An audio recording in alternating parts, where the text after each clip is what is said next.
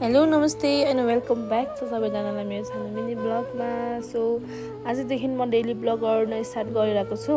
So hope you guys will like it. अनि त्यही भन्न चाहन्छु। अनि यो चाहिँ हो हाम्रो सातुको थुक्पा अनि विथ चौरीको घिउ स्पेसल्ली फर हाम्रो मेमेको लागि। अनि अब म बनाउनु पर्ने हुन्छ यता माथिदेखि तलसम्म मैले मग पनि लाएँ। त्यसपछि आएँ म रुममा आएपछि लुगाहरू मिलाउनु पर्ने थियो। मैले लुगाहरू मिलाउन स्टार्ट गरेँ। अनि हेर्नु न कस्तो मेसी भएको रुम। मैले खै जति मिलाइ नै मेरो रुम त यही नै मेसी नै हुन्छ क्या। अहिले यस्तो मैले मिलाएको चाहिँ मस्तले होइन। अनि एकछिनमा आएर फेरि मेसी भएर बसिरहेको क्या। त्यही हो गाह्रो छ।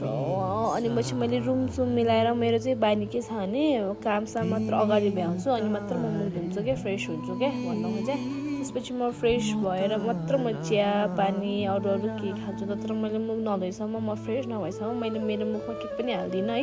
यो चाहिँ मेरो बानी नै हो है। This is my daily routine. अनि पछि मेरो मुख मैले धोएँ क्लिन्जरले। अनि त्यसपछि सुरु हुन्छ मेरो यो स्किन केयर चाहिँ मैले फर्स्टमा मामा अर्थको टोनर युज गर्छु मैले फर्स्टमा होइन। मैले चाहिँ यो पालि 2 चोटि युज गरेँ तर मैले एकछिन मात्र युज गर्छु।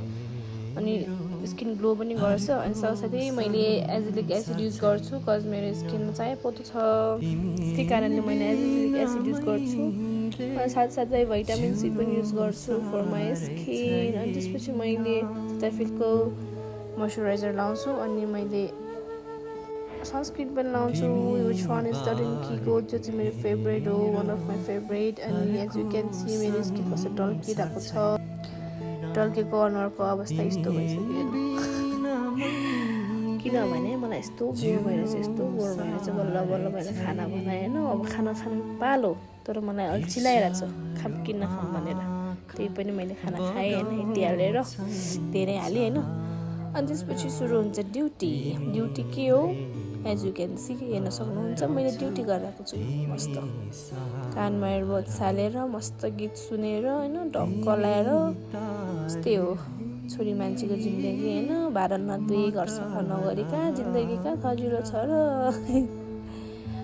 त्यही हो अब सफा गर्नु परेको हेर्नु न। त्यहाँ कुनामा यो सफा गर्नुपर्ने थियो कि मैले सफा गरेँ। अनि त्यहाँ कति धेरै झोला हेर्नु न कति धेरै। अब यो बाँकी चाहिँ यो झोलाहरू चाहिँ म मिलाइदिन्छु अनि मलाई काम लाग्ने मात्र म राख्छु भनेर मैले सोचेँ। अनि सबै प्याक गरेँ अनि मिलाएँ मजाले।